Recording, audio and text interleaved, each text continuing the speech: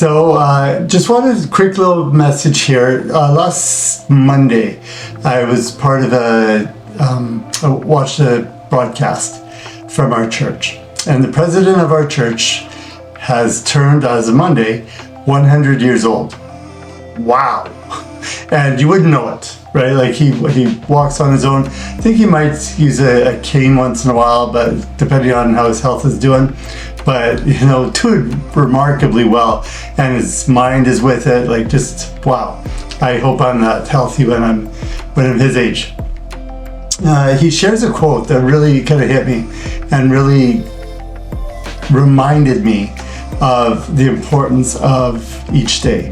So the quote was, it doesn't matter, remember this guy's 100 years old. He says, it doesn't matter how long you live. He was talking about, some lives are cut short, some are extended. It doesn't matter how long you live, it only matters how you live. So I got to thinking, how do I live? How do I live in the moment each day? How do I make sure that my time is valuable and that I show myself the value of my time by how I use it and the minimalizing, I guess, of wasted time. Now, Jim Rohn shared a story about how he was talking to a friend who had got a new TV, and he said, how much did that TV cost you? And the friend said, about $500. And Jim Rohn says, I think it cost you more. The guy's like, no, I bought it, $500. And Jim Rohn said, no, I think it's costing you about 40 grand a year. The guy's like, what are you talking about? What he was talking about was the opportunities that he missed out on. The opportunity lost is what's called a business. So when we make a choice, there's always a choice of what we're not doing as well, right? So we have to be aware of, and I'm not saying anything's wrong with TV, right? Balance in all things.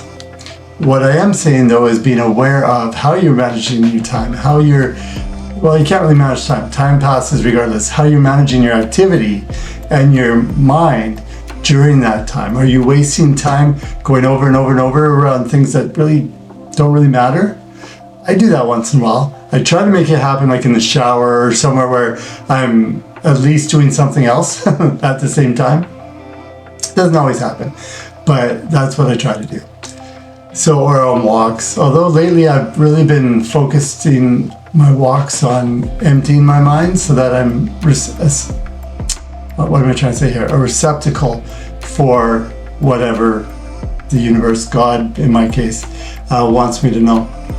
The second kind of thought that came to me around this was, how do we make people feel? When we walk into a room, do we bring the energy down or do we bring it up? And I'm not saying this as a critique. I'm just saying it's something to be aware of. So if you find that the people around you are negative, chances are you're negative as well, and you're contributing to that. So one way you can lift yourself up is by limiting your exposure to those people. Now, if they're family and like really close friends, I understand, but limiting your time and really paying attention to how you make other people feel. Because ultimately, people don't remember what you said or your credentials or even how good looking or not good looking you are.